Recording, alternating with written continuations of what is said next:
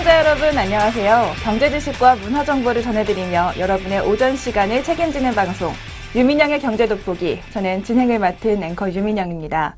지난 주말 동안 메르스 사태로 참 경제 생활이 좀 많이 붐비지 않았다고 합니다. 야구장이나 백화점에서도 사람들이 많이 몰리지 않는 모습이 나타났다고 하는데요. 그렇지만 우리 경제 생활은 계속해서 진행이 돼야 할 겁니다. 우리 시청자 여러분 계속해서 현명한 경제 생활 하실 수 있도록 경제 돋보기가 계속해서 함께 하겠습니다. 그럼 오늘의 경제 돋보기 지금부터 시작합니다.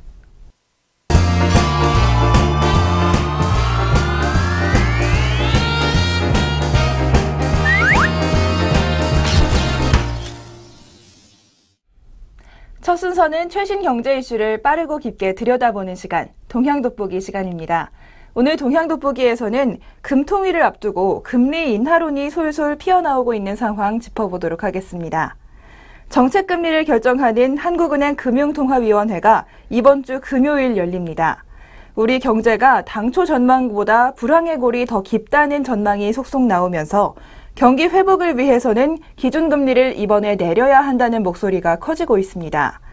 경제가 전반적으로 좋지 않은 상황입니다. 생산과 물가, 수출 등 각종 지표들의 부진 속에 중동 호흡기 증후군이죠. 메르스 여파로 내수시장 침체도 격화될 수 있다는 분석입니다. 지난해 세월호 사태보다도 더 안 좋은 내수 침체가 올 수도 있다는 전망 조심스럽게 나오고 있는데요. 수출 감소가 내수까지 옥죄면서 불황의 골이 참 깊어졌고요. 엔화 대비 원화값 절상 속도도 예상보다 훨씬 빨라지고 있습니다. 기업의 투자 심리 역시도 5월 이후 얼어붙는 상태입니다. 소비는 2분기 들어 회복세를 조금 보였었지만 이번 달 들어 메르스 공포가 확산되면서 다시 얼어붙는 중입니다. 게다가 미국 연방준비제도 이사회 연내 기준금리 인상 기조를 밝혔습니다. 이런 상황이어서 더 늦지 않게 금리 인하를 단행해야 한다는 목소리가 많이 나오고 있습니다.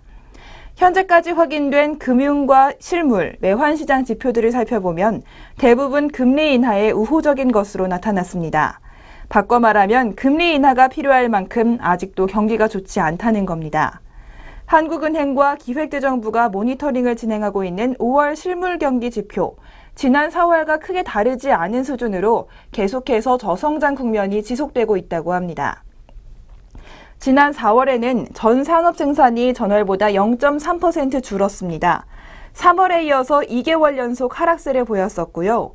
5월에 생산이 반등하지 못한다면 2분기에 경기가 회복세를 보일 것이라던 기존 정부의 전망은 현실과 어긋나게 됩니다. 대외 지표인 5월 수출은 당초 전망보다 훨씬 좋지 않았습니다. 산업통상자원부에 따르면 올해 들어 5월까지 수출은 전년보다 5.6%나 줄었습니다. 수입은 16%나 줄어서 수출보다 감소폭이 더욱더 컸습니다.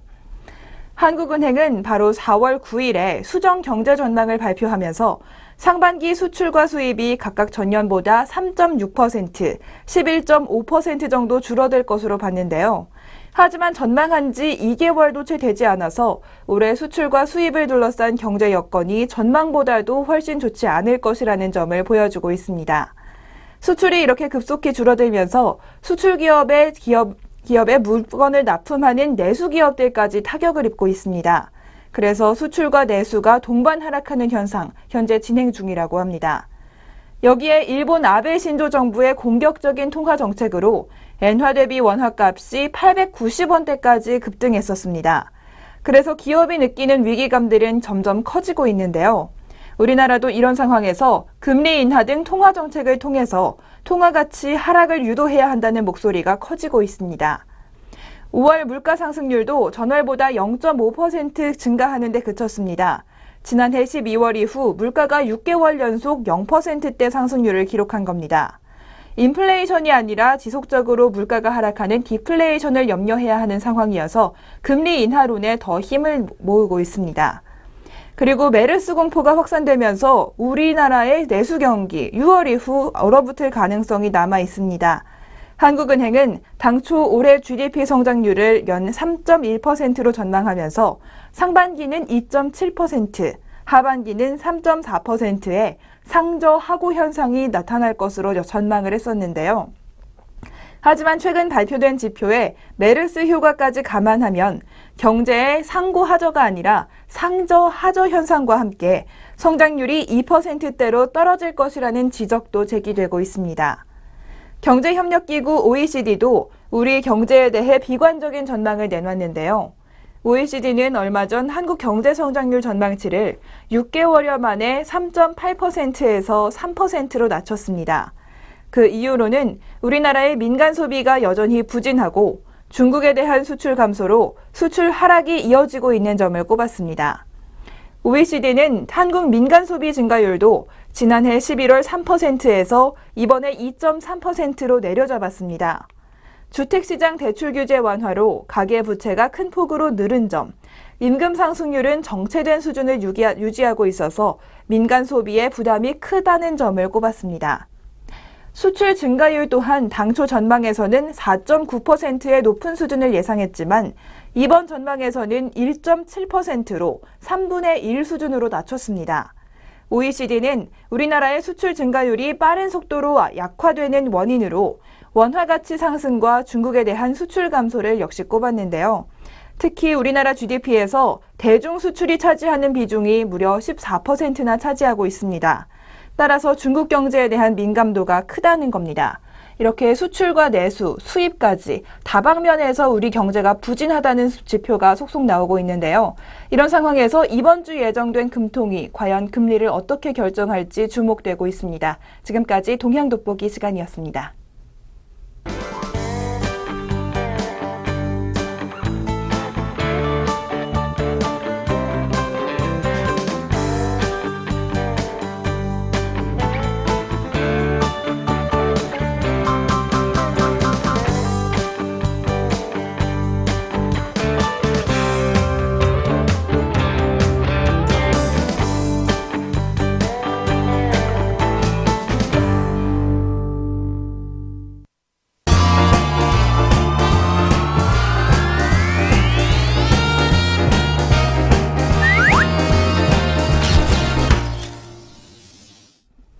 이번 순서는 아리송한 단어 확실하게 잡아가는 시간, 용어 돋보기 시간입니다. 오늘 용어 돋보기에서는 중국의 선전 증시에 대해서 조금 더 자세히 살펴보겠습니다. 중국의 선전 증시는 우리나라의 코스닥 시장이라고 생각하시면 되겠습니다.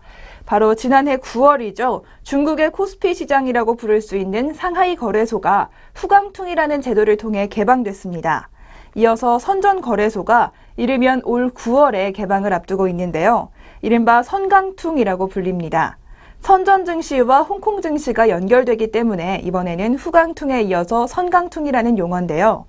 이번 조치로 홍콩 거래소를 통해 선전 거래소의 주식을 사들일 수 있게 되면 보다 다양한 업종의 중국 중소형 성장주에 대해 외국 투자자들의 투자가 가능해질 것으로 평가받고 있습니다.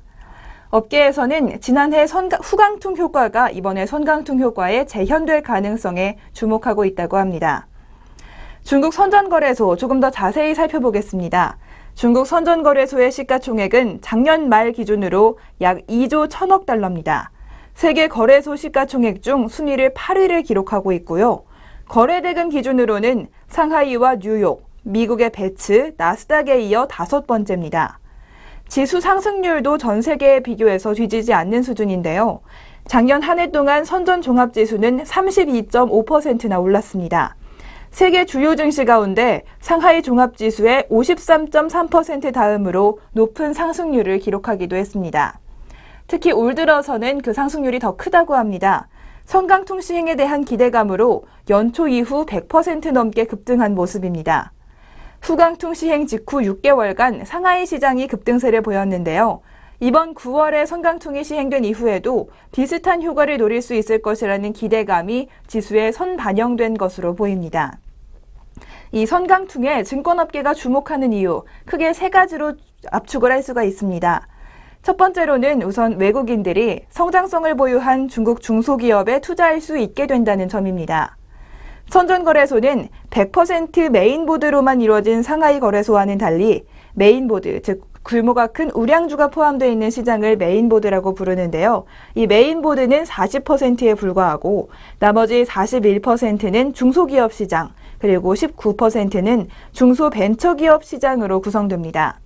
이렇게 새 시장에 상장된 기업은 총 1,631개, 상하이 시장보다 더 많습니다. 그리고 이 중 50% 이상이 IT와 헬스케어, 경기 소비재, 통신 등일 정도로 소비 및 테마 중소형주 비중이 높습니다. 이들 업종은 중국 경제의 발전과 함께 몸집을 키우고 있고요. 또 리커창 총리의 창신경제 정책에 따라서 그 성장세를 더 가속화하고 있습니다. 리커창 총리의 창신경제랑 창조와 혁신경제의 줄임말인데요. 중국은 정부 차원에서 IT 산업과 중소기업 육성, 소비 중심으로의 경제구조 변환을 적극적으로 추진하고 있습니다. 이런 정책 기조를 감안하면 선전 증시가 향후 상당한 이점을 가지게 될 것이라는 전망이 많습니다. 중국의 기관 자금이 이렇게 주식시장의 비중이 확대되고 있다는 점도 투자자들에게는 호재로 작용할 전망입니다. 실제 중국의 국부펀드인 중국투자공사 CIC는 2013년까지 주식 비중을 40%가량 늘렸습니다.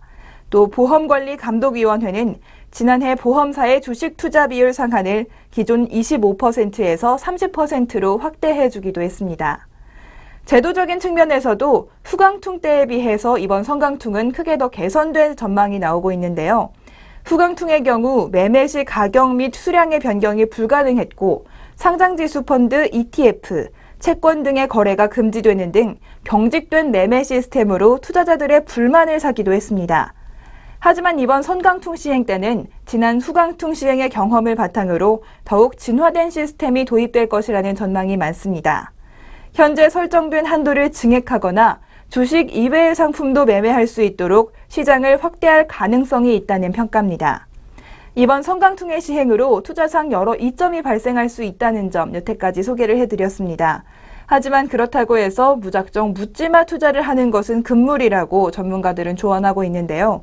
중국 기업에 대한 정보는 실시간으로 알기가 어렵습니다.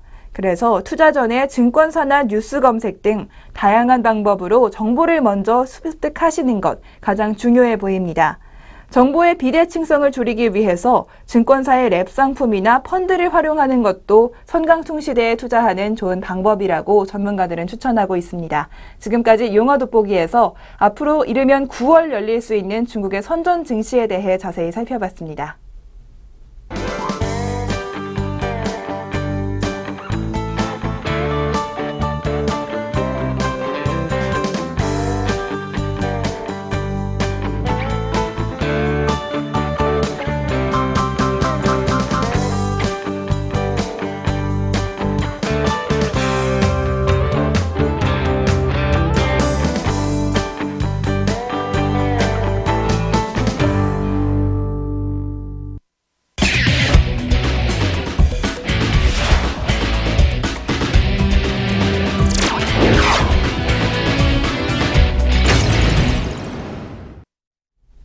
경제의 문화적 재미를 더하다. 컬처 앤 이코노미 시간입니다. 오늘 컬처 앤 이코노미는 경제와 문화가 만나는 곳, 바로 광고에 대해서 알아보는 시간인데요. 오늘은 푸티지 광고라는 조금 생소한 광고들에 대해서 살펴보겠습니다. 푸티지 광고, 이름은 생소하지만 사실 한 번쯤은 다 보셨을 겁니다. 예를 들어서 두 가지를 먼저 소개해드리면요. 먼저 케이블 채널 TV 애드 프로그램 삼시세끼에 출연하는 배우 이서진이 광고에 등장합니다. 강원도 정선의 시골집에서 그는 부채로 불을 피우면서 어깨 운동을 합니다. 설거지는 손목 운동이라고 부르고요. 도마 위에 가지런히 채를 써는 것은 손가락 운동이라고 말하고 있습니다. 운동복 차림으로 시골집 처마 아래 선 그는 몸을 풀며 사는 게 다 스포츠야 라고 말하면서 스포츠 브랜드 르카프를 광고합니다. 이렇게 TVN의 삼시세끼라는 프로그램 컨셉을 그대로 가져온 광고가 있었고요. 두 번째로는 역시 케이블 채널의 올리브 TV에서 오늘 뭐 먹지를 진행하는 개그맨 신동엽이 등장합니다. 앞치마를 두르고 주방에 선 그는 연거푸 식기를 떨어뜨리는 등 난학을 겪습니다. 하지만 글라스락이기 때문에 깨지지 않는다는 점을 강조하면서 식기 브랜드 글라스락을 광고하고 있는데요. 이렇게 광고인 듯 방송인 듯 이렇게 헷갈리게 하는 것들을 바로 푸티지 광고라고 하고 있습니다. 인기 TV 프로그램이나 영화 등과 연계한 것으로 콘텍스트 광고라고 부르기도 하는데요. 그 소재는 삼시세끼나 미생, 꽃할배, 응답하라 1994 등 방송에서 인기몰이했던 대세 프로그램 혹은 주인공들입니다. 프로그램 속의 호감 이미지를 그대로 제품으로 연결짓는 것입니다. 광고업계 관계자에 따르면 이 푸티지 광고는 2, 3년 전 케이블 방송의 뷰티 관련 프로그램과 함께 시작됐다고 하는데요. 방송이 끝나면 곧바로 좀 전에 소개했던 뷰티 제품 광고가 이어지는 시기였습니다. 가장 많이 쓰이는 방식은 드라마나 예능의 특정 상황 혹은 작품 속 캐릭터를 새로 편집해서 광고에 접목시키는 것입니다. 하지만 더 은밀하고 과감한 방식으로 진화하고 있다고 하는데요. 한 아웃도어 브랜드는 저녁 방송 메인 뉴스 마지막 일기예보에 맞춰서 제품 광고를 내보냅니다. 비가 오는 날에는 방수 재킷을, 볕이 좋다는 날에는 등산화를 광고하는 식으로 방송과 연계 방식의 광고를 내보냈습니다. 또 최근에는 아예 프로그램 속 장소나 물건을 그대로 갖다 쓰기도 합니다. 방송국에서도 적극적으로 협조를 해주고 있어서 아예 프로그램 기획 단계부터 광고 제작사와 협의를 하는 경우도 있다고 합니다. 이런 흐름들, 크게 보면 광고의 유통 주기가 점점 짧아지는 것과 관련이 있습니다. 기존에는 톱 모델을 내세워서 대량으로 쏟아내는 기업 광고가 주를 이뤘는데요. 이때는 치밀한 기획과 한 줄의 카피가 참 중요했습니다. 광고주나 광고 제작사 입장에서는 기존 광고가 제작비가 적게 든다는 이점이 있었는데요. 하지만 이제는 무작정 이미지가 좋다고 몸값 비싼 모델을 기용하지는 않습니다.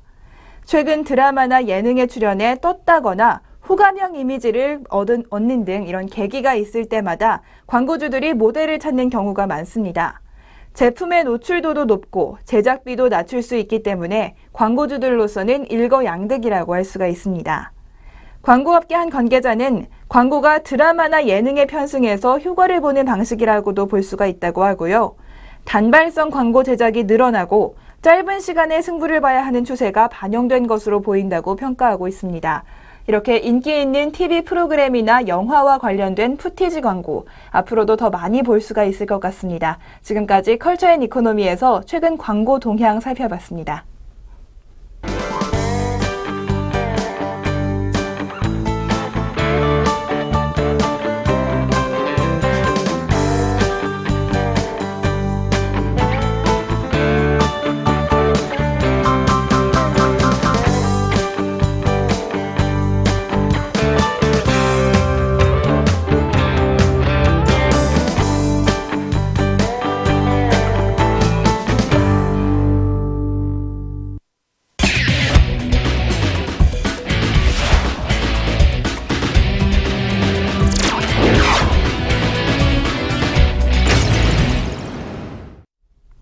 경제 돋보기 이번 순서는 주목할 만한 주식 한 종목씩 소개해드리는 주식 한마디 시간입니다. 오늘 주식 한마디에서 소개해드릴 종목, 바로 금호석유입니다. 금호석유에 최근 하나의 이슈가 있었는데요. 바로 지난 6월 4일 산업은행이 전환사채를 주식으로 바꾸면서 보유하고 있던 금호석유의 보통주 14.05%를 거래소 시장을 통해 기관 투자자 등에게 블록될 형식으로 매각했습니다. 이번 거래로 금호석유의 지배 구조가 바뀌었는데요. 박찬구 회장 등 특수관계인이 24.4%, 그리고 자사주가 18.4%로 지배 구조가 변경되는 모습을 보였습니다. 이런 이슈에도 불구하고 2015년 2분기의 실적 모멘텀은 그리 크지는 않다고 합니다.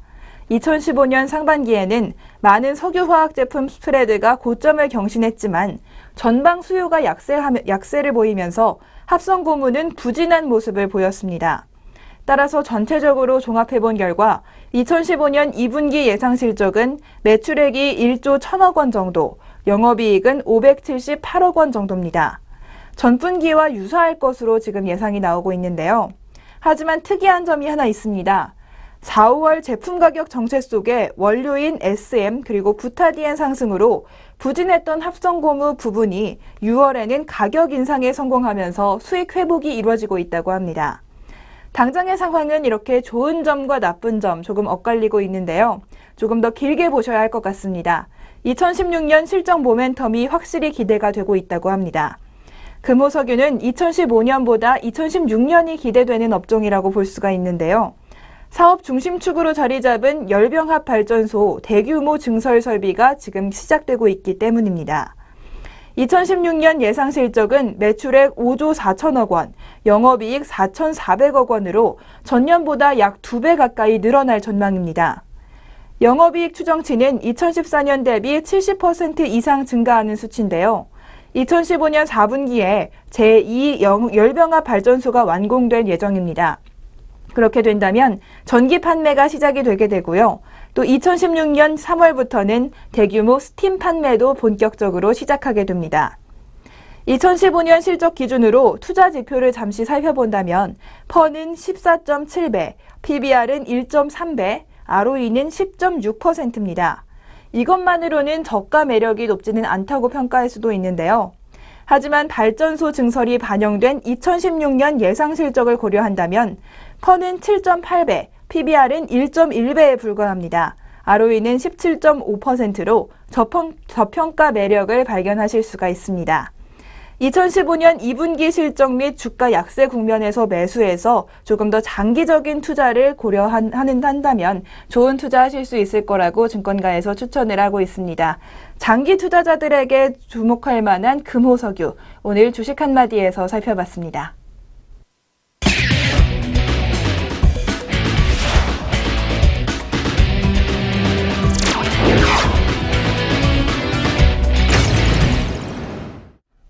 경제적으로 사느라 지친 삶 가운데 쉼표가 되는 시간, 3분 문학 충전 시간입니다.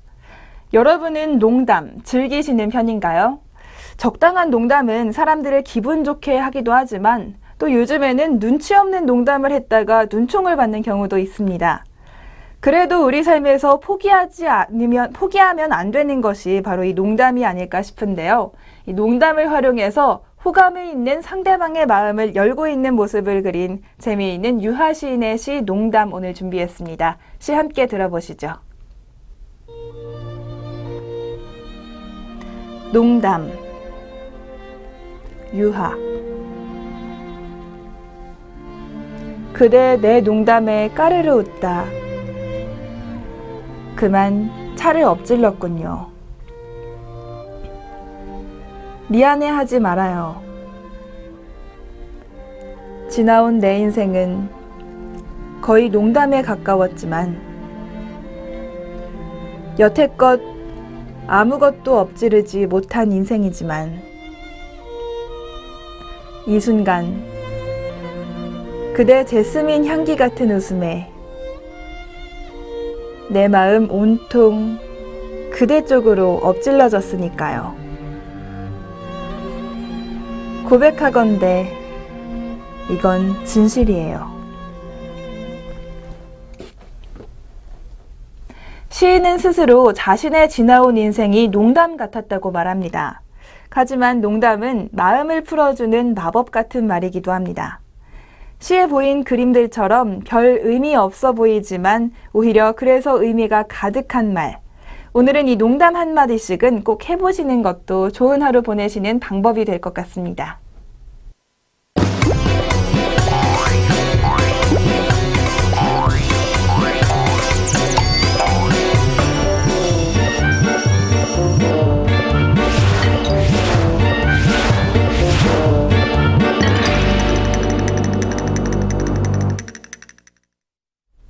경제돋보기 오늘 준비한 소식 모두 전해드렸습니다.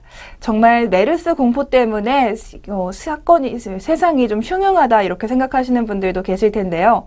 오늘 보여드린 시처럼 상대방의 기분을 풀어주는 농담 한마디씩 건네보시면서 조금 더 기분 좋은 하루 보내시기 바랍니다. 저희는 다음 시간에 다시 찾아뵙겠습니다. 시청해주신 여러분 고맙습니다.